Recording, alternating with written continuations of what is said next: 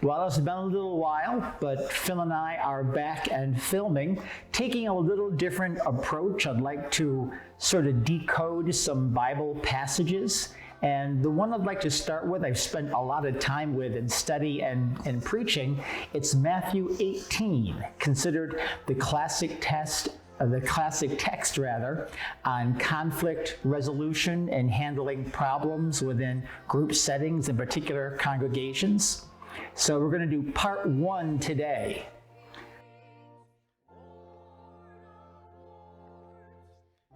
So here we are again, Phil and I, and we're going to be talking about Matthew 18. Now, the entire chapter is considered to be one teaching, one set unit. It's not something that got cobbled together from a little bit of this, a little bit of that. It's one concise discourse. But it's a lot of material and a lot of things in there that might be a little confusing. Some very dramatic language that Jesus uses. So we're going to take it little by little. And so, Phil, I'm going to ask you to read Matthew 1 through 9. Okay, verse 18. Chapter 18, verse 1 through 9. Right. At the time of the disciples came to Jesus and asked, "Who is the greatest in the kingdom of heaven?" He called a little child and had him stand among them. And he said, "I tell you the truth, unless you change and become like little children, you will never enter the kingdom of heaven. Therefore, whoever humbles himself like this child is the greatest in the kingdom of heaven. And whoever welcomes a little child like this in my name welcomes me. But if anyone causes one of these little ones who believe in me to sin, it would be better for him to have a large millstone hung around his neck and be drowned in the depths of the sea. Woe to the world because of the things that cause people to sin. Such things must come, but woe to the man through whom they come. If your hand or your foot causes you to sin, cut it off and throw it away.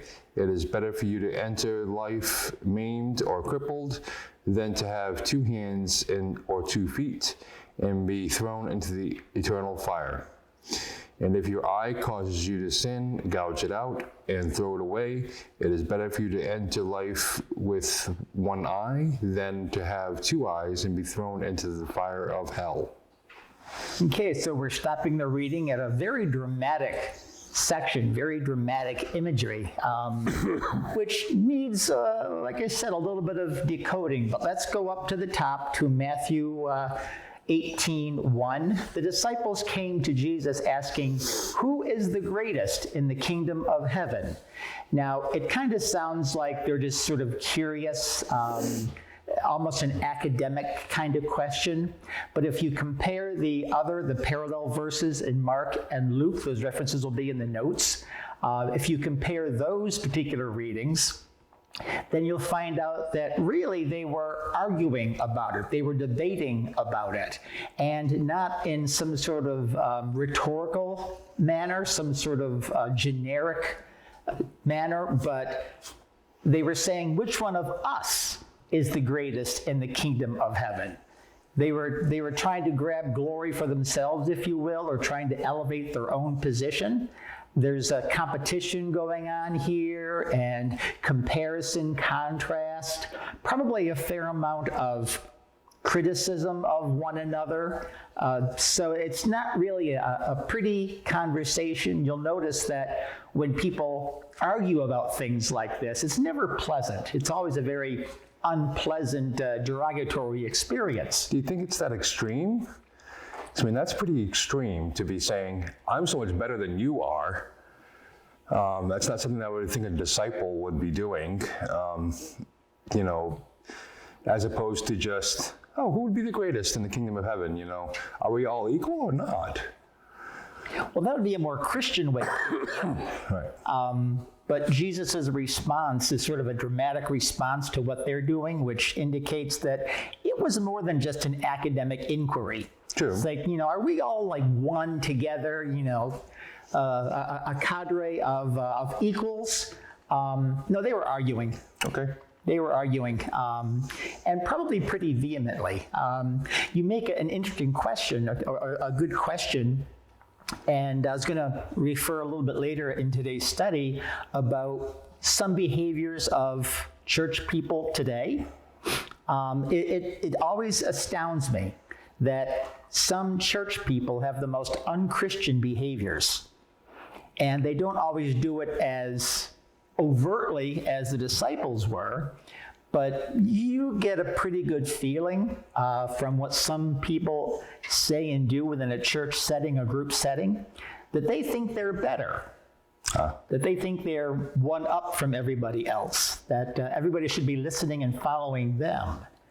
And, well, you know, church splits and church dynamics, church arguments, church fights are more and more common today. Okay. And usually they are, well, sometimes they're the demise of a church. Something like that, a church split, whoever is left, it's called an after church. It's the church that's left after such a conflict. And often it leaves some very detrimental characteristics behind. It's sometimes considered to be the beginning of the end. So as much as we'd like to think that the disciples were just asking kind of generally, every indication is no, plus the other references indicates that they were kind of all out about it. They really wanted first position. And considering the mother of James and John also came to Jesus and said, I have a request. Can my boys sit on your right side and your left side, the places of prominence and power? So they had their mom speaking for them too. Which I could see your mother always wants you to be better or appear to be better than everyone else. But I don't know. I mean, I still think that's kind of trivial. You know, that's not really just because someone says, oh, you should use Pat as your right-hand man, that doesn't necessarily mean that Pat is worthy or is not worthy. You know, so it's kind of more like what they say doesn't really matter, to be honest. Which was part of the answer, actually. Right.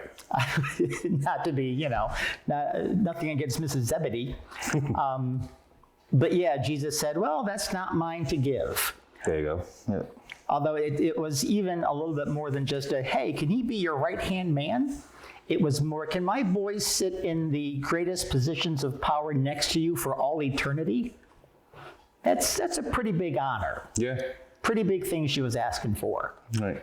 And, you know, well, mothers, you're right, they want to have their children in a very prominent position. And most people want to be first. Most people want to be on the top. Right. I mean, in sports, do you memorize the stats of the least performing players? Do you remember the pitchers who pitched the most hits to the opposite team? Only if you're going to be facing that specific pitcher and it's not a complete memorization. It's more of like okay, you know, you're going to do well today against this player because he does not throw a good curveball. So when you see the curveball, don't just lay off of it. Leave it alone because it's not going to be good. Okay. All right. But yeah, the specific stats, no, you don't. How much is their baseball card worth? Right. Nothing. But you know. You really can't go by baseball card worth right now. I mean, they're all kind of worth nothing. Unless you have really, really rare stuff, you know, that people are interested in about specific players. Well, that first idea, they're not really worth much. That's been my idea for years, but that's beside the point. But just to make the point, you know, the people that get the most attention in sports, in business, different areas, are the best performers, cream of the crop, number one. Right. People way down toward the bottom of the list, well, you know, you kind of need them to fill spaces, but they don't quite get the same amount of attention. Right. You know, there's the magazine Fortune 500. Yep. top businesses in the country. Right. You don't have a loser 500. Obviously. Yeah. I think one of my businesses might have been in there at one point, but you don't, people want to be first. People want to be number one. And so it's a more common sentiment than we might want to admit. Yeah, I agree. I mean, everybody wants to be successful. They do. You don't want to be going through something and be unsuccessful at it, because then you won't enjoy it. Right. You want to be, and today the idea is being very successful. Yeah. You want to be one of the 1%, which is economically people who control some of the 80% of the wealth in our country is controlled by the top 1%. Yeah, sounds about right. Yeah. So, and more power to them. Somebody's got to be managing that stuff. Right. But I don't know. I think maybe loosening the reins a little bit and sharing the blessings is also something to consider. But be that as it may, the disciples are a bit in a impassioned conversation, shall we say, about their own particular position. So not that I want to rearrange things, but who is the greatest in heaven? Well, we're going to find out. Okay. We're going to find out. And it's not a specific name. Yep. It's not like, hey, Joe over there, he's the greatest. And you're not going to get that. Yep. But what we are going to find is characteristics. Jesus takes a little child, a small child, probably a toddler or a little bit above, and uses the small child as an example. And he tells the disciples first, you guys got to change. You guys can't be thinking in this competitive one-upmanship against one another. That's not what the kingdom of heaven is about at all. Right. It's not even about what you do. It's like, yeah, big deal. You guys went out, you preached the gospel, you cast out demons. Okay, that's good stuff. But what's your attitude about it? It's more about attitude than performance. If you're getting a big head over performance, you're kind of missing the point. So Jesus takes a small child and said, you've got to become like this little child. You've got to become humble. And humble is a word that I don't think it's very popular today. We mistake it for low self-esteem, low position, worthlessness.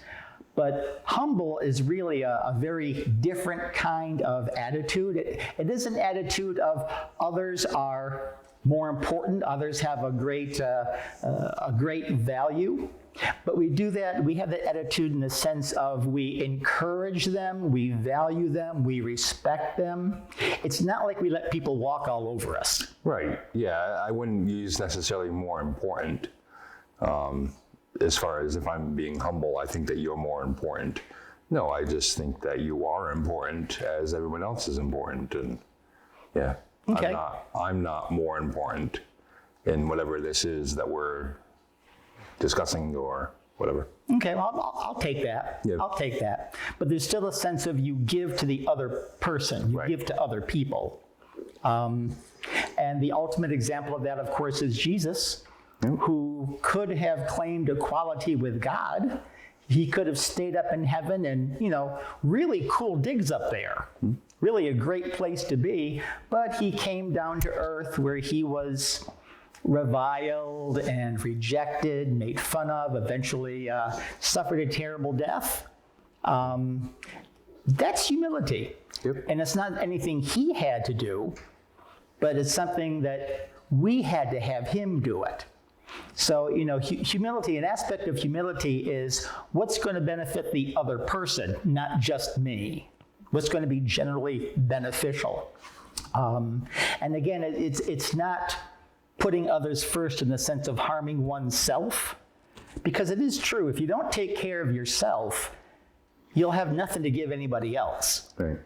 So yeah, there's got to be some personal care and some personal time, but there's also got to be a strong consideration of what's good for everybody, what's good for others. And that has to do with humility. People who are able to put others, consider the needs of others, are considered very humble. And the disciples here are not being very humble.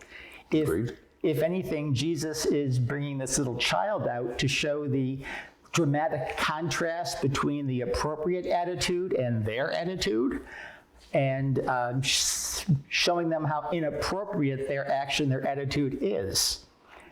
They were expecting Jesus to name somebody. They were hoping Jesus would name somebody. Right. But no, didn't quite work out that way. He's just giving the general attribute. Now, he goes on to talk about accepting one of these little ones, but he adds the phrase, in my name. And in the next part, he talks about whoever causes one of these little ones who believe in me to sin. So we're not just talking about child advocate here. It's not just kids. I think we could expand it to whoever receives someone who is least in society, considered less. If you accept them, you've accepted me. I think one of the great examples of accepting one of the least of these as not children, but the guys that used to come to church. Right. They are people that society wouldn't put a lot of stock in them. But man, they were three really nice, sweet guys, and never knew three people who liked being in church so much as those three guys. Yeah. You know, that's kind of what I see as what this passage is talking about, but it's also talking about accepting believers. That it's all about the person's relationship with Jesus, that you accept them in my name, and it's those who believe in me that he's considering here. So it's talking about relationship of believers. Now Jesus starts to get into some stuff which is kind of heavy. It's a little bit hard for us to hear. It sounds almost unchristian. It's kind of funny when people accuse Jesus of being unchristian, but this is harsh language. And Jesus was prone to some harsh or extreme language. He was prone to at least exaggeration in what he said. Best example of that is if you're trying to help your brother get a little speck of dust out of his eye, yet you got a log sticking out of your own eye. I don't know of anybody with a log sticking out of their eye. Obviously. You know, but that's just the point he's trying to make. I could see a great Three Stooges routine with that too. You know, I got a log sticking out. You know, there's a lot of great stuff to work with there. And Jesus was quite the orator, and I think he would have used humor and other pieces of rhetorical devices to make his point memorable and interesting. So anyway, exaggeration. You see a lot of exaggeration. Jesus using very dramatic points. Now he's talking about whoever causes one of these little ones to stumble or to sin. And there are a lot of different ways that we can cause each other to sin. Obviously, taking each other out drinking, that's a pretty obvious direct way. But that's not always a foolproof. Teaching people how to steal or how to hack into other people's accounts. You know, a lot of those things, yeah, they would lead people to, they would be at least temptations leading them down the wrong path. But Jesus, I think, is talking about something a little different here. Well, what's wrong with just going out drinking? I don't understand that one. Well, every night. Yes, that would be excessive, I guess it would be the word. Yeah. You know, I'm not saying that drinking in and of itself is bad. Right. But if you start someone on a detrimental habit, Yep. well, that's going to be a problem. And I guess I should have qualified that it's a detrimental problem there. Because we don't want to kill the alcohol trade. No, we don't. We don't. It's okay. Quick little side note here. This could be a not quick little side note. We could talk about alcoholism forever. Well, we could talk about alcohol and smoking cigarettes. Yeah. That our economy really depends upon those businesses. Yes, both of those trades or commodities, whatever you want to call them, are pretty significantly in our economy. Yes. Yes, but alcohol. Well, not everyone abuses alcohol. Right. I think it's about 7 or 8% of the people who consume alcohol are considered problem drinkers. Okay. But as far as cigarette smoke goes, There are absolutely no benefits. Right. There's nothing positive about it, except, I enjoy it. But every expression, if you will, every use of tobacco leads to some problem. Cigars and pipes lead to mouth cancer, throat cancer. Cigarette smoking leads to lung cancer, both firsthand and secondhand smoke. But still, if we were to shut down all the tobacco companies, we would go into a spiral economically. Yeah, we have a little more of a live and let die type of philosophy with them. Yes, we do. I've been told that people that are in like some sort of counseling sessions should not stop smoking. Is that something that you've ever heard, or because they're already going through something mentally pretty bad, they really shouldn't change whatever is going on in this part of their brain to... I have heard that. I have advised that. Okay. But it's not a matter of, you're going through this, you should keep smoking for the rest of your life. Right, obviously. In fact, add a pack a day. I'll probably help you. No. If you're dealing with a crisis, it's hard to give up cigarette smoke. It's addictive. Right. Cigarette smoking, it's addictive. So trying to deal with a grief or a problem plus nicotine withdrawal, well, that's quite a handful. Quite a handful. So until you've resolved this particular crisis, keep this coping mechanism until you can just focus on this on its own. Right. Because this is going to kill you. Makes sense. Yeah, that's usually, that is a good point. Yeah. I also thought you were going to go towards the fact that, alcohol and tobacco are things that you can buy illegally without any concern, yet they could be things that you shouldn't buy because of your state of mind or because of whatever's going on in your life, Like I have somebody that used to work for me, and he is an alcoholic, and he would drink while he was working until he had one day that he just drank so much that he had to go to the hospital. Wow. Went to the rehab center for a week, came back, and now he just drinks occasionally, and he'll end up either back in rehab or doing whatever he's got to do to, I guess he's kind of learned how to unhook himself from the, but he still uses it every once in a while, and whenever he comes in now to pick up a sandwich or something, he'll tell me, 22 days. It's like, okay, 22 days, good for you, And I hope he says anything less than 22 days, But he probably will, because he'll find something that upsets him enough that he needs to go drink and go, one day, 22 minutes. Yeah, there you go. Yeah, and that's unfortunately true. I learned a sort of a difficult lesson when I was dealing with someone who needed to be medically detoxed. This person was in the emergency room, and I was advocating for mandatory rehab therapy, and the social worker said, we can't do that. We cannot force a person into rehab, because they've got to be invested. And if they're not invested, you can lock them in there if you want to, but the minute they get out, if they're not invested, they're going back to drinking.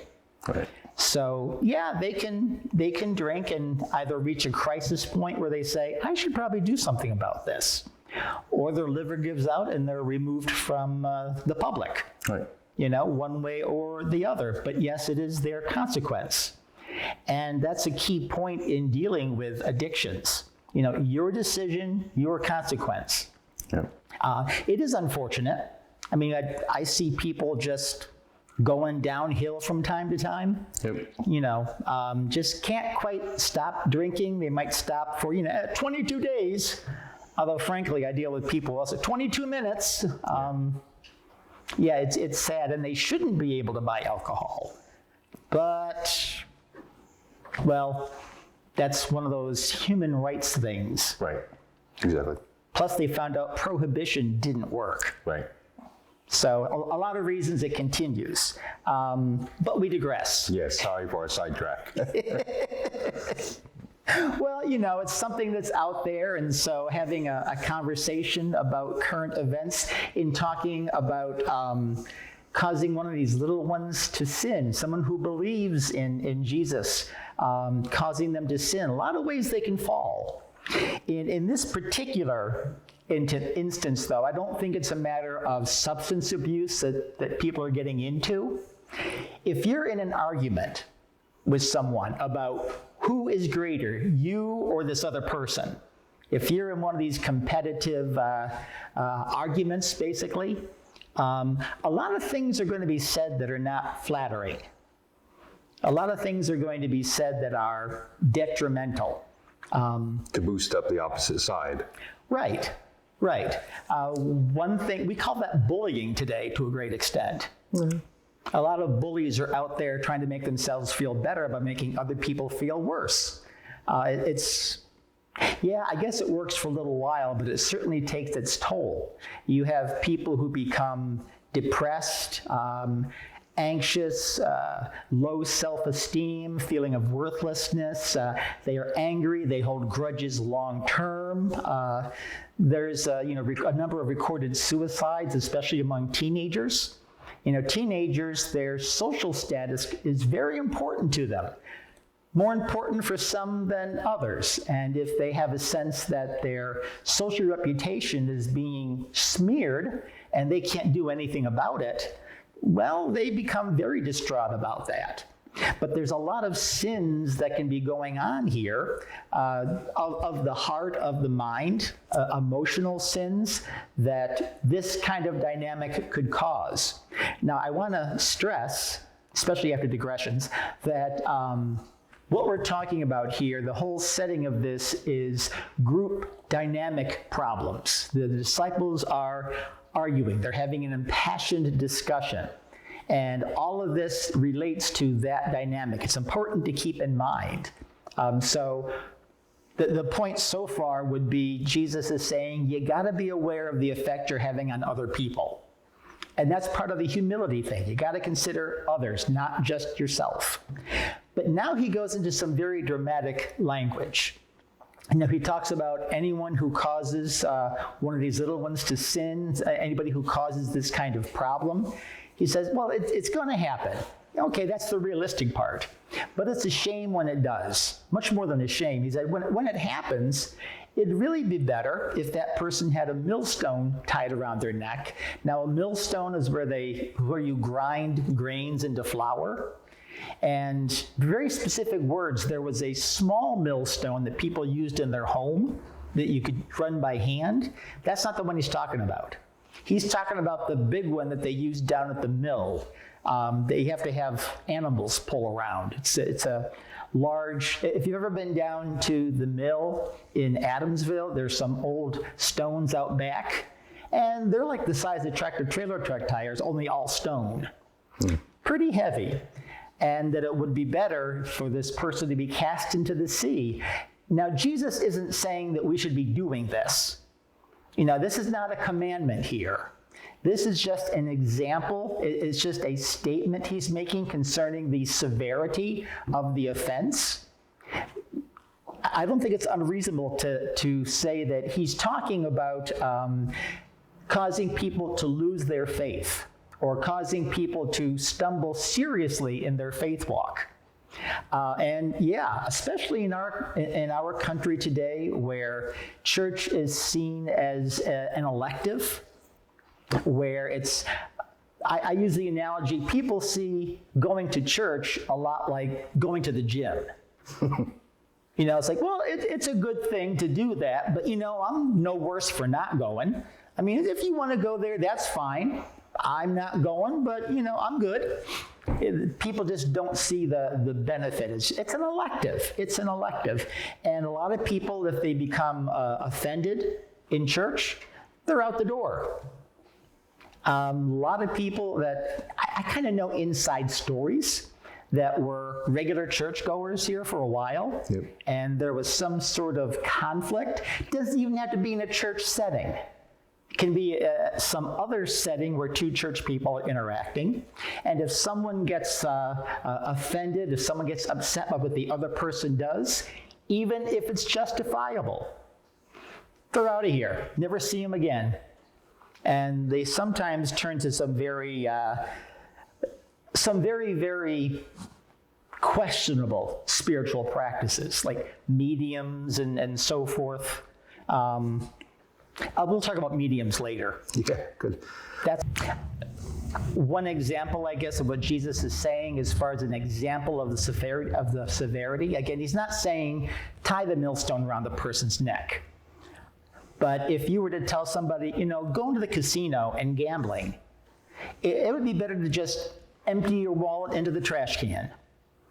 That's my opinion. They crunch numbers so that ultimately they make out. Yeah. Ultimately, they win. I'm not saying you should dump your money in the trash can. That's not a command. I'm just using a comparison. Because if you dump it in the trash can, you're not supporting an addictive habit. A habit more addictive than alcohol, by the way, that it affects more people adversely.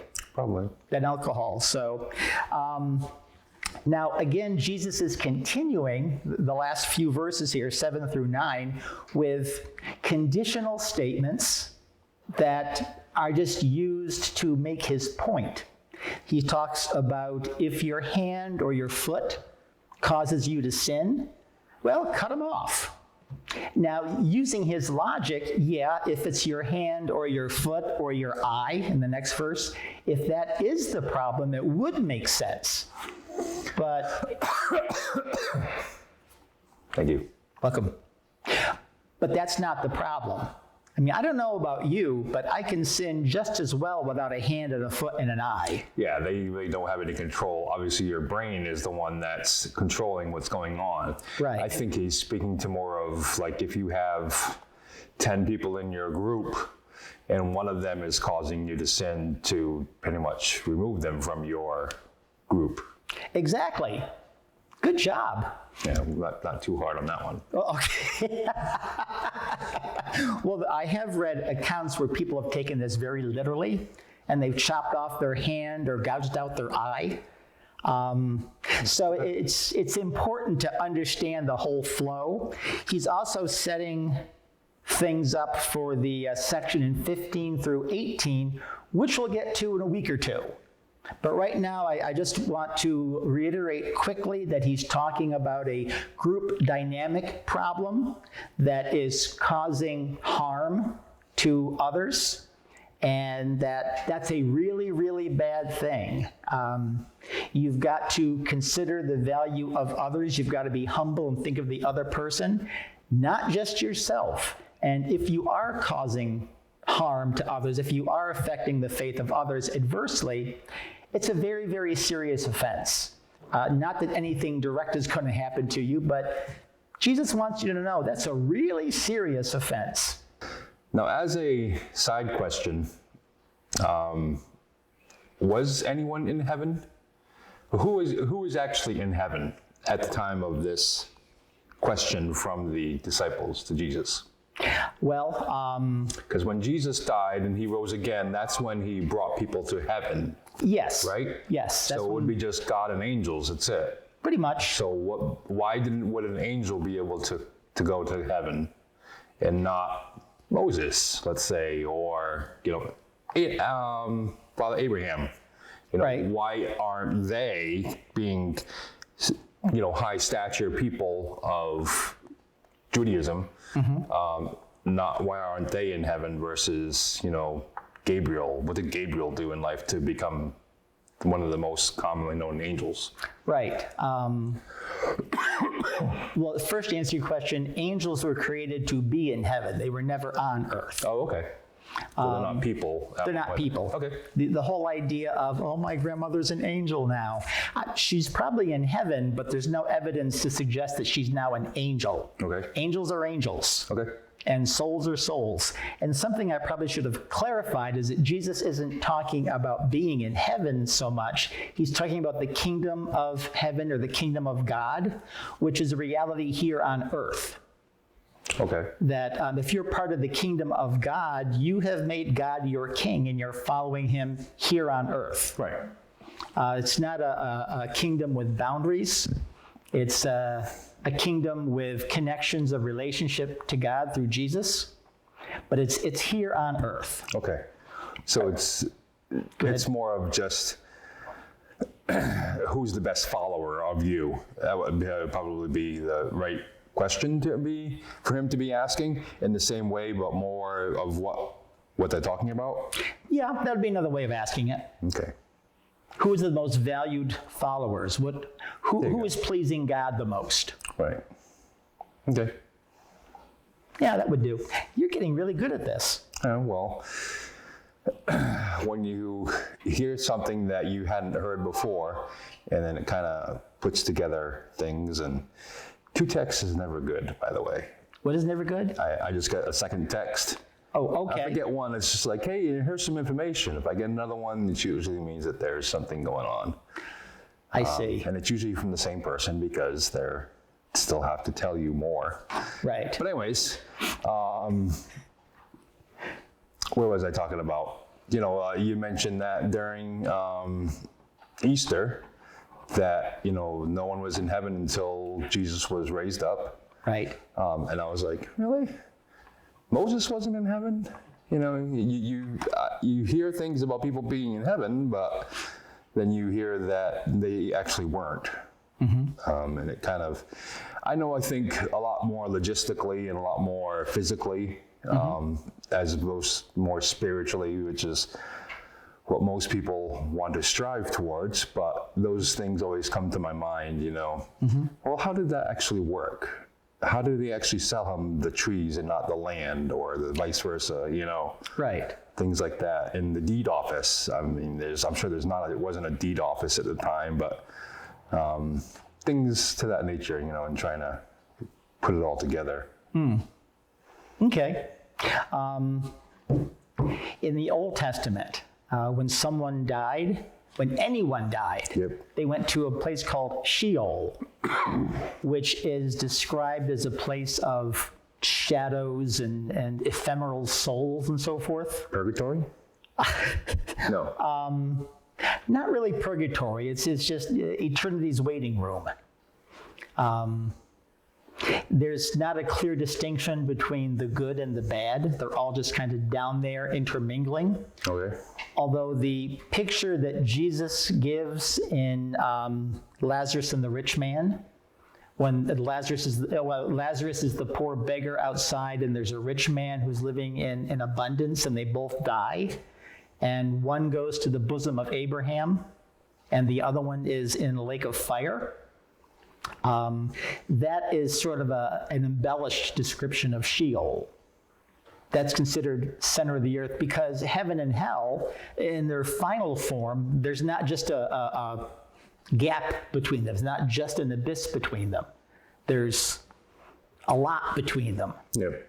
So if you take a lot of these things at a literal face value, it's pretty consistent that, nobody in heaven, maybe with the exception of Enoch and Elijah, who were taken up.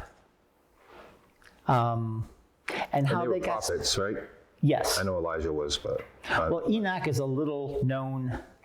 You just see him in one of the genealogies. okay. And I think the exact quote is, there's Enoch, and then he was, and he was no more. And that's all you really get about him. But it's not like, well, yeah, he lived and he died, because he's the only one that they make special mention of. So the implication is that something special happened to him. Why those two in particular are taken up and no one else beats the dog out of me right now.